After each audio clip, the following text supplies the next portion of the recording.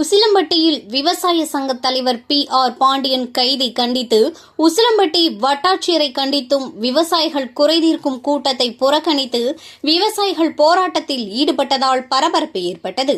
மதுரை மாவட்டம் உசிலம்பட்டி வட்டாட்சியர் அலுவலகத்தில் மாதாந்திர விவசாயிகள் குறைதீர்க்கும் கூட்டம் துணை வட்டாட்சியர் தானுமலாயன் தலைமையில் நடைபெற்றது.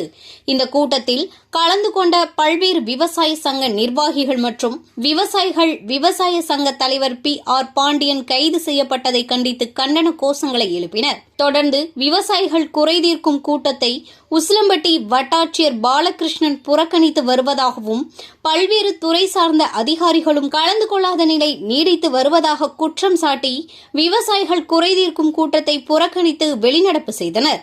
PR பாண்டியன் கைது செய்யப்பட்டதை கண்டித்தும் உசிலம்பட்டி வட்டாட்சியரை கண்டித்தும் கண்டன கோஷங்களை எழுப்பி வட்டாட்சியர் அலுவலக வாயிலில் போராட்டத்தில் ஈடுபட்டனர். போராட்டம் வட்டாட்சியர் அலுவலகத்தில் பரபரப்பை ஏற்படுத்தியது.